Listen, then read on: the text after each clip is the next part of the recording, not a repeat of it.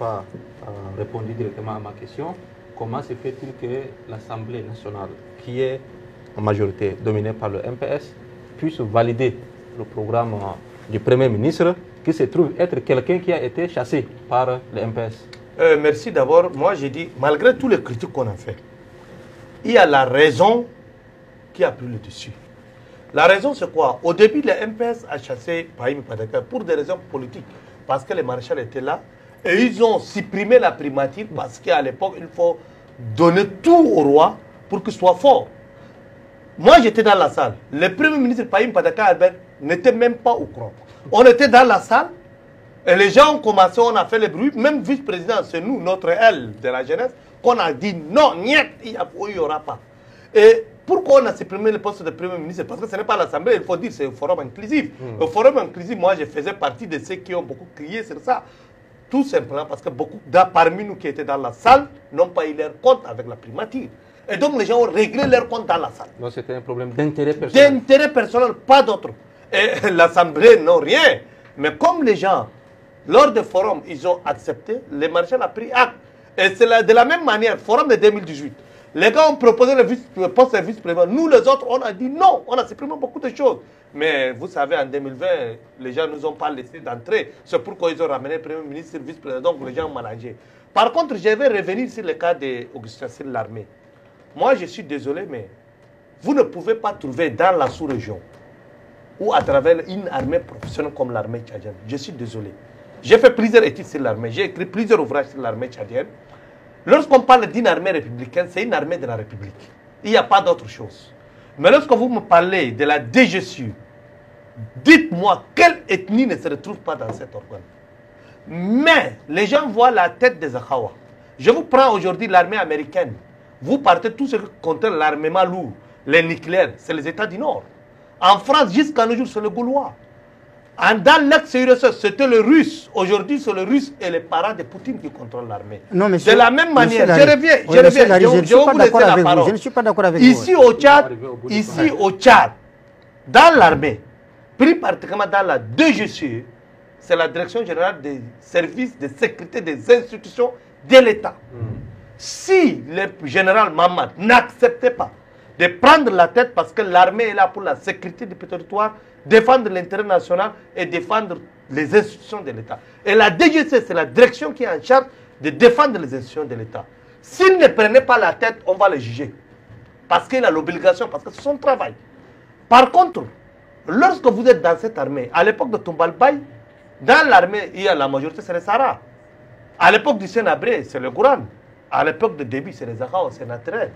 Donc, tout ce qu'on les nomme, vous avez besoin de vous entourer par les gens de confiance. Et les gens de confiance, chez nous, souvent, on a le proche. Mais ça veut dire qu'on n'a pas encore la conscience nationale. Voilà, c'est ça. C'est ça, effectivement. Dans la sociologie militaire, vous ne trouvez nulle part à travers le monde, nulle part, je vous dis. Tous ceux qui reviennent à la tête d'un État, ils vont être entourés par les siens. Non. Donnez-moi un exemple d'un pays où il n'y a pas ça. Moi, en tout cas, je vais vous dire, hein, monsieur Larry, je suis désolé, au moins, n'est-ce pas, par les valeurs de votre réponse, qui ne sont pas d'ailleurs pour moi une réponse, n'est-ce pas, adéquate. Parce qu'il faut reconnaître, hein, je dis bien, quand on dit qu'une formation, moi je te donne un exemple, j'ai eu à travailler au moins, n'est-ce pas, avec un chef de l'État à l'extérieur. Et dans sa garde, en réalité, vous ne pouvez pas trouver au moins, n'est-ce pas, la famille proche. Hein? J'ai vu seulement, il a eu à travailler avec 2 de ses enfants qui ont été, n'est-ce pas, qui ont occupé de postes de directeur de cabinet et l'autre de ministre. Ça, je l'ai vu. De qui? De Omar Bongo. Mais maintenant, vous savez, je vais vous dire quelque chose. Mais écoutez, non, chaque pays, au moins, n'est-ce pas, a quand même les militaires. Mais je vais vous dire que quand on parle au moins, n'est-ce pas, de la garde républicaine, si vous voulez, la garde présidentielle tchadienne, je vais ici vous informer que c'est M. Feu Omar Bongo qui avait donné au moins, n'est-ce pas, cette dynamique à M. Idriss Déby Itno. J'y étais quand on parlait de cela. Mais je dis qu'en réalité, est-ce que ce sont les mêmes personnes, les Akawas seulement, qui peuvent être à la tête de tous nos ministères, la Défense, la DGCI, comme tu viens de dire, le ministère de la Sécurité? Est-ce que seulement... Non, mais il y a beaucoup de gens. Non, c'est une question.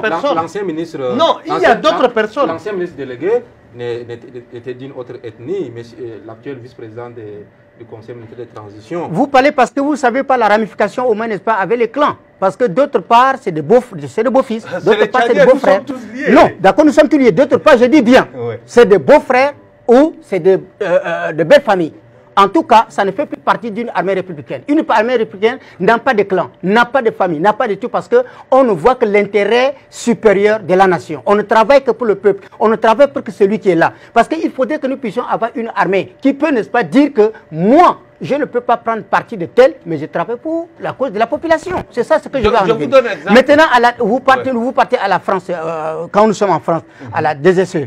Hein, vous savez, on essaie au moins, n'est-ce pas, de voir graduellement comment les gens fonctionnent. Mais allez-y à l'ENS. Ça fonctionne comment, vous le savez? C'est la même chose. Non, ce n'est pas la même chose, monsieur.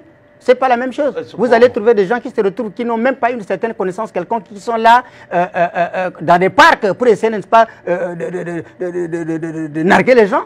Non, monsieur. Il faudrait, quand je parle d'une armée républicaine, c'est une armée formée professionnellement dans la dynamique, n'est-ce pas, d'être au travail du peuple. C'est ce que je parle. Parce que moi-même, j'aurais souhaité, en réalité, si on dit qu'une armée républicaine, c'est une armée qui ne s'intéresse pas aux affaires publiques, qui ne s'intéresse pas à la présidence de la République. Mais leur travail, c'est de sauvegarder au moins, n'est-ce pas, la population. Vous venez de dire aujourd'hui, nous avions, n'est-ce pas, envoyé nos armées, n'est-ce pas, dans les fronts. Vous savez comment on nous taxe? C'est de vaillants héros, hein. Il faut reconnaître d'abord, quand on dit celui-là, il est vaillant et héros, ça ne veut pas dire que dans la noblesse professionnelle, non. Il est héros parce que c'est quelqu'un qui combat. Il a cette force-là, hein, d'agir. Mais est-ce qu'il est professionnel? Combien de fois nos gens sont partis et mourir et venir? Un professionnel, vous pouvez envoyer au moins, n'est-ce pas, vous savez, ici au Tchad par exemple, allez-y à l'ambassade des États-Unis d'Amérique. Vous savez, les Marines, il y a 11 seuls Marines. Mais 11 seuls Marines n'a pas dégagé de N'Djamena et repartir aux États-Unis. C'est ça qu'on parle, une armée professionnelle, formée. Et on a besoin. C'est pas dans le film. Okay, voilà. C'est pas dans les films. D'accord. Nous parlons de ce qui attend vraiment le gouvernement de transition. Ouais. Alors aujourd'hui, pour vous, le gouvernement a déjà le mandat de l'Assemblée pour pouvoir travailler, organiser. Qu'est-ce que vous voyez comme vraiment difficultés et les défis pour le nouveau gouvernement? Vraiment, les difficultés, je ne les vois pas parce que les difficultés aujourd'hui, c'est toujours de renouer la confiance avec nos partenaires. Ça, c'est la première des choses. Parce que beaucoup de gens, surtout ceux qui ne sont pas au Tchad, pensent que la situation du Tchad mérite des sanctions. Les défis aujourd'hui, c'est ça la difficulté. Et les difficultés, c'est aussi d'amener les contestants, les Tchadiens qui ne comprennent pas l'intérêt national, surtout nos frères qui sont à l'extérieur ici, pour leur intérêt personnel, ils veulent le chaos dans notre pays. Ça, c'est la difficulté.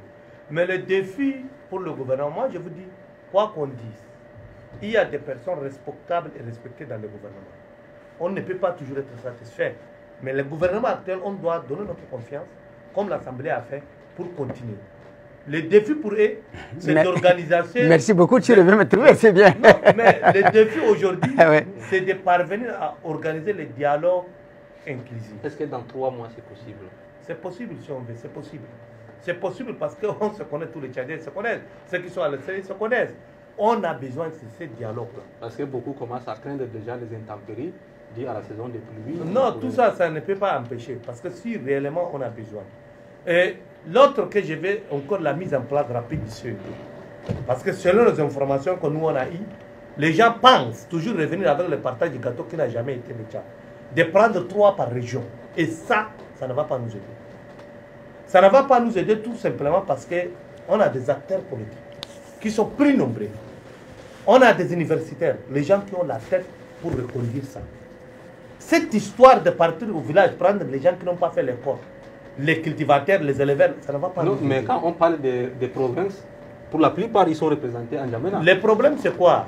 Politiquement, on vous dit telle des provinces, on prend quelqu'un qui ne connaît même pas les provinces.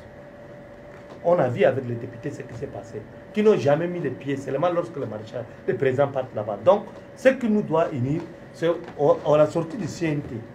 Parce qu'on a beaucoup de personnes. Tout le monde ne peut pas être au gouvernement. Tout le monde ne peut pas être dans le CNT. Tout le monde ne peut pas être dans l'administration, dans les entités. Mais si on organise les dialogues inclusifs avec tous les acteurs sociopolitiques, les acteurs qui ont d'impact sur la société, donc, ils sont nombreux. Mais le défi du gouvernement, c'est de sélectionner ces personnes du diaspora, des groupes armés, des partis politiques, de la société civile, des personnes responsables, pour venir objectivement débattre des problèmes de la nation. Parce que le fait d'amener nos chefs, nos villageois, on a vu en 93, on a vu au Forum national inclusif, on a vu avec tout ça. On amène des gens qui ne comprennent rien de nos textes, qui ne comprennent ni l'arabe, ni le français. Et vous amenez ces gens-là pour voter. Ça n'aide pas le pays. C'est pourquoi moi j'ai dit, essayons d'être plus objectifs. Amener des gens qui connaissent, qui doivent réfléchir sur les textes, parce que ça concerne la vie de la nation. Personne ne vient construire le Tchad. 30 ans on a vu la guerre, on a vu avec tous les conflits qu'on a vu. Mais aujourd'hui, le Tchad a besoin, et surtout les défis du Premier ministre, parce que c'est son avenir politique.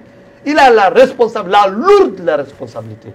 Si aujourd'hui le ministère de la Réconciliation, d'ailleurs c'est Grachat qui a proposé ce ministère, félicitations à vous. Merci, on était très contents parce qu'ils ont pris en compte, parce que les autres acteurs ont refusé de proposer quelque chose.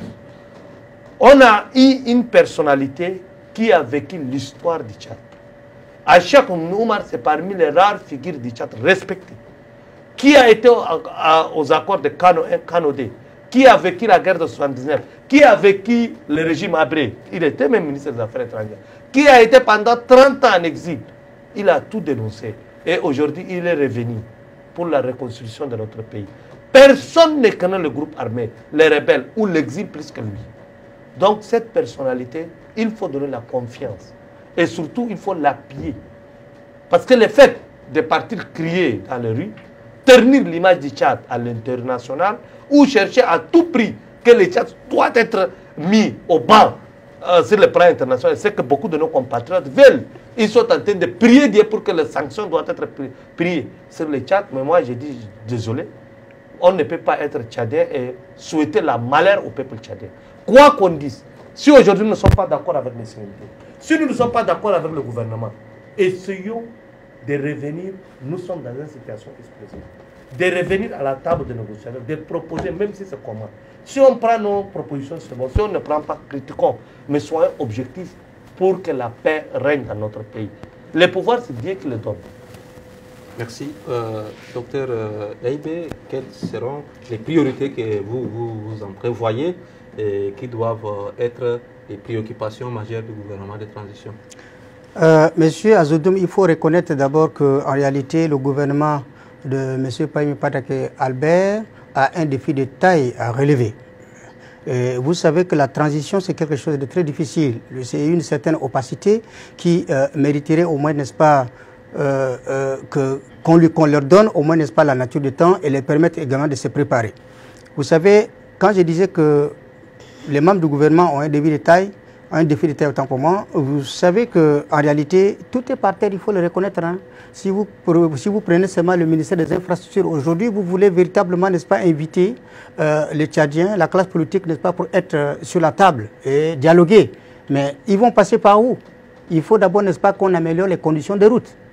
Vous voulez aujourd'hui, n'est-ce pas, inviter au moins la classe politique ou politico-militaire pour prendre place. Il faudrait d'abord qu'il y ait les moyens financiers. Et vous savez que le Tchad vient de sortir, n'est-ce pas, dans une élection présidentielle sans précédent et qui a absorbé la totalité des moyens financiers que nous disposons. Bon, maintenant, quand on dit, en réalité, il faut lui accorder, est-ce qu'en 3 mois, peut-on relever les défis pour permettre, n'est-ce pas, à tous les Tchadiens, la classe politique, de rester sur la même table et avoir, pour dialoguer? J'ai dit non, il faut laisser peut-être le temps au temps, parce qu'il faut un devis estimatif financier, il faudrait au moins, n'est-ce pas, les déplacements des uns et des autres. Quand on parle au moins de la diaspora, ça nécessite également des moyens colossaux pour les permettre de payer les billets d'avion, les hôtels et tout cela. Donc je pense que, dit tout simplement qu'en réalité, il faut les accorder 3 mois, ou 3 mois peut permettre au moins, n'est-ce pas, aux Tchadiens et Tchadiens de rester ensemble pour le dialogue. J'ai dit non. Mais par contre, quand on dit il faut les laisser au moins, n'est-ce pas, 8 à 9 mois, ça leur permet une fois de plus d'avoir une très bonne lecture. Mais dans ce cas, la transition de 18 mois semble être du coup prorogée. Bon, disons que c'est l'avenir qui pourrait, n'est-ce pas, nous dire si on peut proroger ou pas. Mais en réalité, actuellement, je ne vois pas le mal. Je ne vois pas le mal du moment où le CMT est en train de gérer en très bonnes conditions. Il faut voir aussi, adossé à cela, le Premier ministre, M. Pahimi Patake, qui arrive aussi, n'est-ce pas, avec son dynamisme, avec la compétence avérée qu'il a. Je pense qu'il va encore, n'est-ce pas, galvaniser les deux choses pour permettre